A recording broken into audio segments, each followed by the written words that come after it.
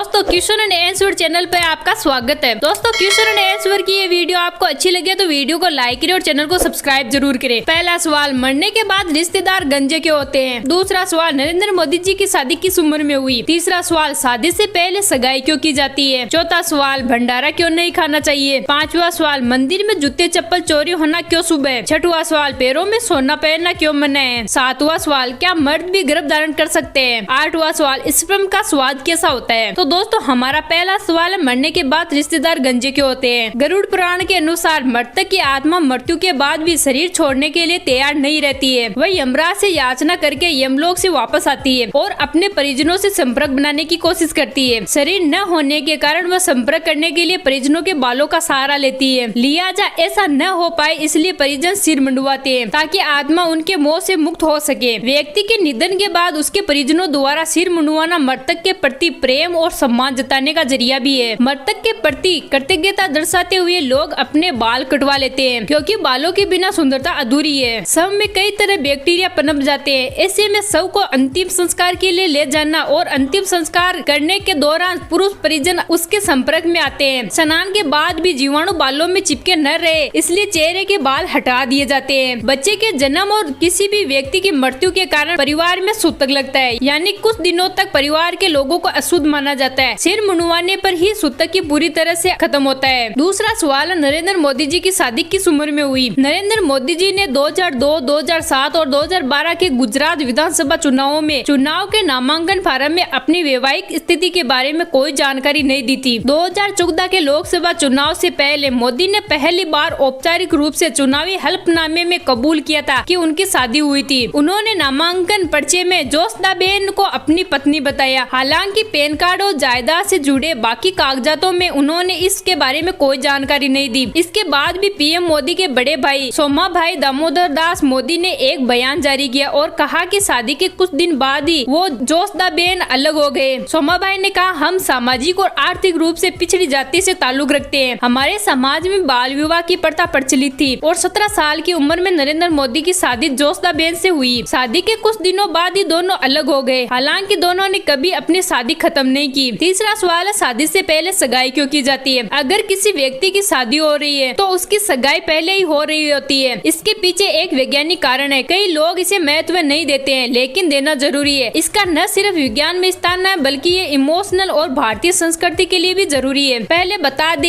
कि सगाई दो लोगों के इमोशनल बॉन्डिंग बनाती है और उन्हें सगाई से पहले एक दूसरे को जानने का मौका मिलता है ताकि वो शादी होने के तुरंत बाद एक दूसरे की पसंद नापसंद का ख्याल रख सके, एक दूसरे से ज्यादा करीब आ सके। इसके अलावा सगाई इस बात का सबूत है कि हम किसी और के हो चुके हैं। अब मेरे तन और मन में सिर्फ एक व्यक्ति का एकाधिकार है और मैं उनके लिए पूर्ण रूप से समर्पित हूँ। इसके पीछे एक वैज्ञानिक कारण भी है जो हम आपको अब बताएंगे। ये तो आप जानते ही होंगे कि शादी में अंगूठी पहनाई जाती है और वो अनामिका अंगुली में पहनाई जाती है। ऐसा क्यों? दरअसल इस अंगुली की सीधी नस दिल तक जाती है और हमारा तो रिश्ता दिल से जुड़ने जा रहा है, इसलिए सगाई की अंगूठी के रूप में हम अपना प्यार उसे पहनाते हैं जो उस नस के जरिए होते हुए सीधे दिल तक जा सकता है और उसे एहसास हो जाता है कि कोई है जो मुझे प्यार करता है और बेहद और बेहिंता प्यार करता है। चौथा सवाल है, भंडारा क्यों नहीं खाना चाहिए? भारतवर्ष में कुछ लोगों का मानना है कि लंगर या भंडारे का खाना नहीं खाना चाहिए, लेकिन कुछ लोग ये भी कहते हैं कि लंगर और भंडारे का खाना प्रसाद होता है इसलिए उन्हें ग्रहण करना अच्छा माना जाता है। कुछ लोगों का मानना है कि अमीर लोग धार्मिक स्थानों पर भंडारा करते हैं, इससे गरीब बच्चों को गरीब व्यक्तियों को भोजन मिलता है। भंडारा करके अमीर व्यक्ति पुण्य कमाना चाहता है। ऐसे भंडारों में निर्धनों की सहायता होती है। जो लोग बिल्कुल ही गरीब होते हैं, खाना नहीं खरीद सकते, वह भंडारे में खाना खाकर अपना पेट भर लेते हैं। ऐसे में सवाल उठता है कि क्या सक्षम व्यक्ति को भी भंडारे में खाना खाना चाहिए या नहीं? धर्म के जानकार लोग बताते हैं कि धनी और सक्षम वर्ग के लोग धार्मिक स्थानों पर लंगर या भंडारे का आयोजन किया करते हैं। ऐसा करके वे यहाँ आने वाले निर्धन और गरीब लोगों की सुविधा प्रदान करते हुए उन्हें भोजन उपलब्ध कराते हैं। हिंदू धर्म की मान्यताओं के अनुसार निर्धन और गरीब लोगों को भोजन कराने के लिए अखंड पुण्य प्राप्त होता है। ऐसे में ये कहा जा सकता है कि भंडारे उन लोगों की सहायता के लिए होते हैं जो निर्धन है और अपना भोजन नहीं खरीद पाते। लेकिन यदि कोई सक्षम व्यक्ति ऐसे भंडारों में जाकर भोजन करे तो वह निश्चित रूप से उन लोगों के हिस्से का भोजन खाएगा जो निर्धन है। ऐसे में एक निर्धन गरीब व्यक्ति का भूखा रहना पड़ सकता है। यदि आप सक्षम है तो आपको भंडारे में बिल्कुल भी नहीं खाना चाहिए। इसके विपरीत आप अपनी श्रद्धा से और यथासंभव भंडारे में सहयोग करें ताकि किसी दूसरे गरीब व्यक्ति की मदद हो सके। यदि आपके पास दान देने के लिए पैसे नहीं है तो आप भंडारे में सेवा दे सकते हैं। 5वां सवाल है, मंदिर में जूते चप्पल चोरी हो तो शुभ क्यों है? मंदिर से जूते चप्पल चोरी होना या गुम होना एक आम बात है, लेकिन ज्योतिष के अनुसार ये एक शुभ शकुन होता है। खासकर शनिवार के दिन मंदिर से जूते चप्पल गुम होने का मतलब है कि जल्द ही बुरे वक्त से मुक्ति मिलने वाली है। ज्योतिष शास्त्र के अनुसार मंदिर से जूते चप्पल चोरी होने को लेकर कई तरह की मान्यताएं हैं। माना जाता है कि अगर मंदिर से आपके जूते चप्पल गुम हो जाते हैं या चोरी हो जाते हैं तो इससे आपके ऊपर से दरिद्रता उतर जाती है। इसके अलावा एक अन्य मान्यता ये भी है कि जूते चप्पल चोरी होना ग्रह दोष का कारण भी है। मान्यता के अनुसार अगर शनिवार को मंदिर में जूते चप्पल चोरी होते हैं तो इसका संकेत ये है कि अब शनि के कारण आपको परेशानियों का सामना नहीं करना पड़ेगा। जैसा कि हम सभी जानते हैं कि शनि देव को न्यायाधीश माना जाता है और कहा जाता है कि शनि के अशुभ होने से किसी भी काम में आसानी से सफलता नहीं मिलती है, बल्कि बार बार काम बिगड़ते रहते हैं। ऐसे में अगर मंदिर से जूते चोरी हो जाते हैं तो इसे शुभ शगुन माना जाता है। ज्योतिष शास्त्र के अनुसार हमारे शरीर में सभी ग्रहों का वास अलग अलग अंगों में है। माना जाता है कि शनि का वास पैरों में है। इस कारण पैर से संबंधित होने के कारण जूते चप्पल का कारक शनि है। कहा जाता है कि जूते चप्पल दान करने से शनि देव बहुत खुश होते हैं। अगर शनिवार के दिन जूते चप्पल दान किए जाए तो शनि देव बहुत प्रसन्न होंगे और आपकी किस्मत भी चमका सकते हैं। यही कारण है कि शनिवार के दिन अगर मंदिर से जूते चप्पल गुम या चोरी होने पर इसे शुभ संकेत के तौर पर देखा जाता है। 6वां सवाल है, पैरों में सोना पहनना मना क्यों है? पैर में सोना क्यों नहीं पहनना चाहिए? इसके पीछे धार्मिक कारण यह है कि भारत में सोने को पूजनीय माना जाता है। सोना तो अति शुभ धातु माना जाता है और केवल शुभ कार्यों के दौरान ही सोने के आभूषण पहनते हैं। सोना धन की देवी माँ लक्ष्मी का प्रतीक है, इसलिए हिंदू महिलाएं पैरों में सोना नहीं पहनती। आपने देखा होगा कि पायल या बिछिया जो महिलाएं पहनती है वो हमेशा चांदी की ही होती है। सोना माँ लक्ष्मी का स्वरूप होता है और भगवान विष्णु को सबसे ज्यादा पसंद आता है। इसी वजह से हिंदू महिलाएं सोने के बने आभूषण अपने पैरों में नहीं पहनती। इसके पीछे धार्मिक कारण यह है कि सोने को पैरों में पहनने से माँ लक्ष्मी का अपमान होता है। 7वां सवाल है, क्या मर्द भी गर्भ धारण कर सकते हैं? आप सोचते होंगे कि मातृत्व का सुख सिर्फ महिलाओं को ही मिलता है। एक नए जीवन को धरती पर लाने का अधिकार महिलाओं का होता है। वे अपने गर्भ में 9 महीने